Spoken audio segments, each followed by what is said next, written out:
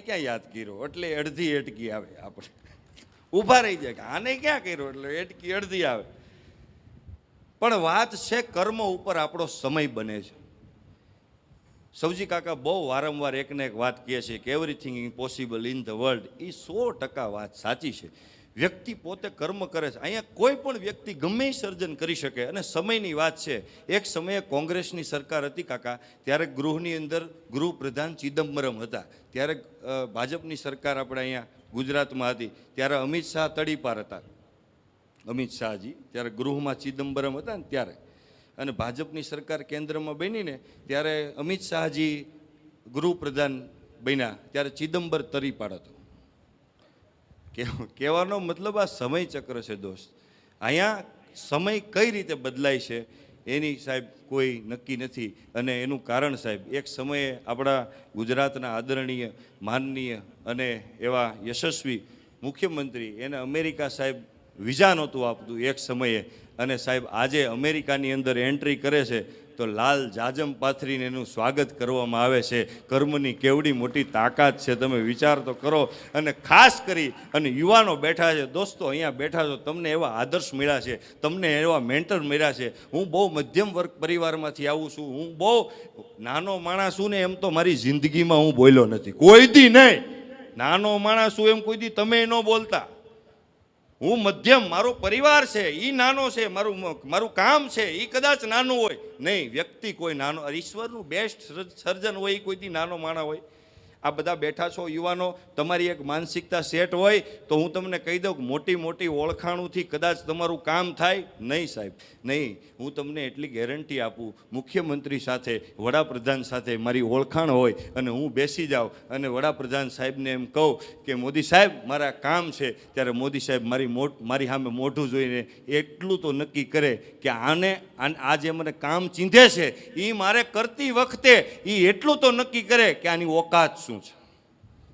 કોઈ પણ વ્યક્તિ તમારી ઓકાતથી વધારે, ગમે એવી ઓળખાણ હોય, તમારી ઓકાતથી વધારે કોઈ માણસ તમારું કામ નથી કરતું. અને ઓકાત બને છે દોસ્ત લાયકાતથી, અને લાયકાત બને છે તમારા કામથી, અને કામ પેદા થાય છે તમારા પુરુષાર્થથી. અને પુરુષાર્થ કઈ રીતે પેદા થાય છે? એ સારા માહોલની અંદર સારા હોય, 5 વડીલો જીવનની અંદર સારા હોય, પર કુટુંબની અંદર 5 વડીલો તમને કંઈક કહેતા હોય, ત્યારે અહીંયા બધા યુવાનો બેઠા છે. તમને શું લાગે અત્યારની વાત તમને કાલે જ ઉપયોગમાં આવશે? નહીં. હું 10 વર્ષ પહેલાં ઘટના બનેલી હોય એ આજે વિચાર આવે છે, આજે નિર્ણય લેતી વખતે એ કામમાં આવી જાય છે. ક્યારે આવે છે ખબર નથી પડતી. તમે બધા બેઠા છો યુવાનો, ઓળખાણથી નહીં, ઓળખાણ બાય પ્રોડક્ટ છે. કામથી સાહેબ તમારી વેલ્યુ બનાવજો. અને કામ કેવું કરવું, એક નો ગેપ છે, પણ હૃદયમાં ખૂણે ખાંચે લખી રાખજો કે તમારા કુટુંબની અંદર સાહેબ, અમારો આટલા સમયના અનુભવની હું તમને વાત કરું છું, પારિવારિક અનુભવની અંદર,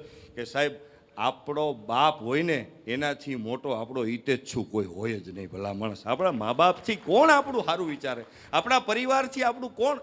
કારણ કે એની અંદર નિસ્વાર્થ ભાવના હોય. એક બાપા છે ને એના છોકરાને બહુ હેરાન કરે, નાનો હતો ને ત્યારથી. એ મોટો થાય ને બરાબર હાલે છે તો વાંધો નહીં, જરીક એટલે આમ જરીક આમ મને એમ લાગે કહેતા રહેજો તમ તારે, કોઈ વાંધો નહીં.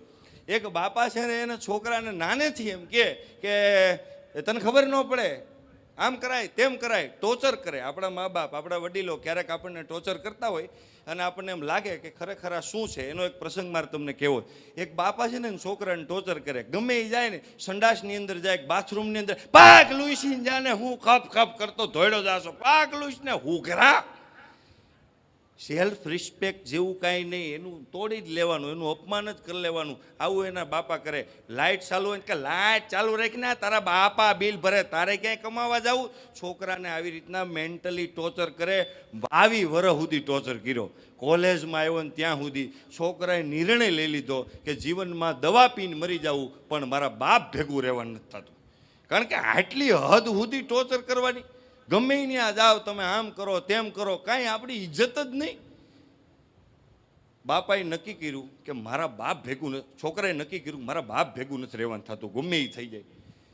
22 વર્ષની 23 વર્ષની કોલેજ કાલને ભણતર પૂરું થયું. એક મોટી કંપનીની અંદર એક મોટું ઇન્ટરવ્યૂ હતું. એના બાપાએ મોકલો, હાલે ઊભો થા.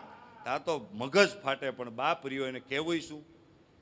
હાલ ઇન્ટરવ્યૂ દઈ આવ અને પાસ થઈને આવજે. છોકરાએ પથારીમાં જ નક્કી કરી નાખ્યું કે બાપા તમે ભલે મને ગમે એટલું કહો, બાકી મારે નાપાસ જ થવાનું છે, કારણ કે હું નાપાસ થઈને કેનેડા અમેરિકા વયો જવાનો છું, પણ તમારી ભેગો મનથી એણે કીધું તમારી ભેગું રહેવાનું નથી થતું.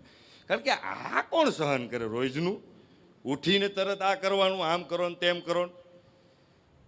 મજાની વસ્તુ, છોકરો ઇન્ટરવ્યૂ દેવા માટે ગયો, નાપાસ થવા માટે. લોકો પાસ થવા માટે જાય, આ છોકરો નાપાસ થવા માટે ગયો. એન્ટ્રી કરતો હતો, બિલ્ડિંગની અંદર એન્ટર થયો, સામે ઇન્ટરવ્યૂ દઈને બધા યુવાનો આવતા હતા. પૂછવા લાગ્યો કે પાસ કરે છે કે નાપાસ? એ કે બધાને ફેલ કરે છે. એ કે તો કામ થઈ ગયું, હાલો આપણને ફેલ કરશે. રેડી ઇન્ટરવ્યૂ દેવા માટે જ્યાં દરવાજો ખોલે, મોટા મોટા ઓફિસરો બેઠા હોય, ભાઈ બેસે છે, એને બે જ સવાલ કરે છે કે ભાઈ તારું નામ શું છે? એટલે છોકરો કે ફલાણું ફલાણું ફલાણું. મજામાં? કે ઓલરેડી એકદમ આનંદમાં. ઓકે ચાલો, ક્યારથી નોકરી ચાલુ કરો છો? બોલો સ્તબ્ધ થઈ ગયો. કે સાહેબ તમે તો એજ્યુકેશન કદાચ મારા કરતાં તમારું વધારે છે, તમે એ તો પૂછો કે તમારી કંપનીની અંદર હું આવું છું, મારી ક્ષમતા કેટલી છે, હું તમારી કંપનીને કેટલો ફાયદો કરાવી આપીશ, એ તો જરીક મને પૂછો. બીજી બધી વાત ક્યાં તમે આ કરો? અમારું ઇન્ટરવ્યૂ લેવાનું હતું ત્યારે ચાર સાહેબો બેઠા હતા ને, ત્યારે એણે વાત કરી કે તારું ઇન્ટરવ્યૂ તું દરવાજાની અંદર એન્ટર આવ્યો ને ત્યારે ચાલુ થયું એવું નહીં, બિલ્ડિંગની અંદર એન્ટ્રી મારીને ત્યારથી તારું ઇન્ટરવ્યૂ ચાલુ હતું. તું જ્યારે બિલ્ડિંગની અંદર એન્ટર માર્યો ને ત્યારે લોબીની અંદર 2 માવાના કાગળ પીડ્યા હતા, ગુટકાના કાગળ પીડ્યા હતા. એને પકડી અને તે કચરા પેટીની અંદર નાખી દીધા. એ લોબી તારા બાપુજીની નથી, તારી નથી, તે તારી સમજીની કચરામાં નાખી દીધા. આગળ ગયો, એક દાદરની અંદર લાઇટ ચાલુ હતી નકામી, એ બંધ કરી અને તું આગળ વધ્યો. અને તું જ્યારે ઓફિસની અંદર એન્ટ્રી કરી ત્યારે 2 પગ આમ ટહડી કે અમારી ઓફિસ બગડે નહીં, એટલા માટે તું અંદર આવ્યો. બીજી બધી અમારે જે ક્વોલિટી ડેવલપ કરવાની છે એ અમે બધાય ભેગા મળીને કરાવી નાખીશું. આ સંસ્કાર અમે તમને ડેવલપ નહીં કરાવી શકીએ. ત્યારે આંખમાંથી દળદળ આહુડા પડી ગયા કે 22 વર્ષ સુધી જે બાપે મારા માથે ટોર્ચર કર્યું, એ બાપે મારા માથે ટોર્ચર નથી કર્યું, પણ મને ટ્રેનિંગ આપી અને શ્રેષ્ઠ માણસ બનાવ્યો. એમ આપણા વડીલો છે ને, એ આપણને ટ્રેનિંગ આપતા હોય છે. એ થોડા ઈચ્છે કે મારો છોકરો દારૂડિયો બને. અરે બેવડામાં બેવડો માણા, બેવડામાં બેવડો જે રોજ નશામાં રહેતો હોય, રોજ પીતો હોય, એને માના હમદઈને પૂછવાનું કે તમને આ દારૂ કેટલો વાલો છે? એટલે કે આ દારૂ વાલામ વાલો મને છે. તો એને એમ કહેવાનું કે તારા છોકરાને તું પીવરાવા ઈચ્છે છે? તો એ એમ કે નહીં, મારો દીકરો દારૂ ન પીવો જોઈએ, કારણ કે બેવડાને ખબર છે કે આ વસ્તુ ખરાબ છે. એમ સાહેબ આપણા વડીલોને આપણને ખબર છે કે મારા દીકરાને કયા રસ્તે મારે લઈ જવા. એટલે વડીલો ક્યારેય કોઈ દિવસ ખોટી સલાહ નથી આપતા. આપણને જ્યારે કોઈ પણ વ્યક્તિ કાંઈ પણ કહેતા હોય ત્યારે આપણને એમ લાગે કે આ આપણા કામનું છે કે નહીં, પણ જ્યારે તમે દિલથી સાંભળો એ 25 વર્ષ પછી પણ તમને એ વિચાર અંદરથી પ્રગટ થાય. પણ જો તમે વાયો હોય તો એવી રીતે એક સાહેબની કવિતા છે નરેન્દ્રભાઈ મોદીની, 2 લાઈન મારે ખાલી કેવી છે, બહુ સરસ મજાની છે.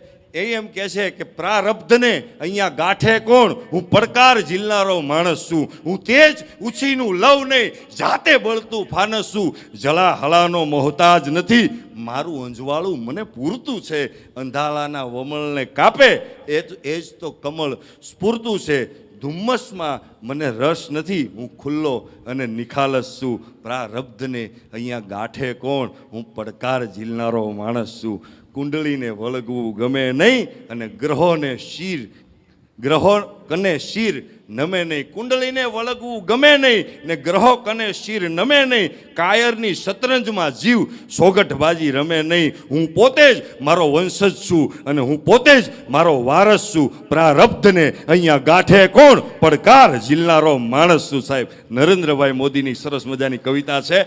કર્મયોગ કોને કહેવાય? સાહેબ આપણે બધી વાત કરીએ, પણ કર્મયોગ કોને કહેવાય? કે સાહેબ આપણે સારા બનીએ છીએ તો શું થાય છે અને શું ઘટના બને છે એની વાત કરું કે સ્પેનની અંદર એક ડોન મેન્ટનો, જેની બહુ બધી રેસ્ટોરન્ટ ચાલતી હતી, બહુ બધી, અને એ રેસ્ટોરન્ટનો બહુ મોટો માલિક હતો. પણ આપણે આ કથાના પંડાલની અંદર આપણે કથા જેવો માહોલ કરીને ભાગવત સપ્તાહ જેવો અને એક સાત્વિક વિચાર રોજ મળે અને આ વડીલોને સન્માન મળે અને વડીલોને આત્મસંતોષ થાય ત્યાં સુધીની શ્રવણો સેવા કરે, આવું કોઈ મેનેજમેન્ટ એક ઉપલી કક્ષાએ હાલતું હોય અને તમને એમ લાગે કે આમાં બધા, પણ સાહેબ આમાં રમત તો ક્યાંક બીજેથી જ રમાતી હોય છે, બીજ ક્યાંકથી બીજેથી જ વવાતું હોય છે. ત્યારે આટલી એક જ લાઇનમાં બેઠા હોય. આની વાત મારે નથી કરવી, પણ સાહેબ એક વ્યક્તિ જ્યારે સારો બને છે, એક કુટુંબની અંદર માણસ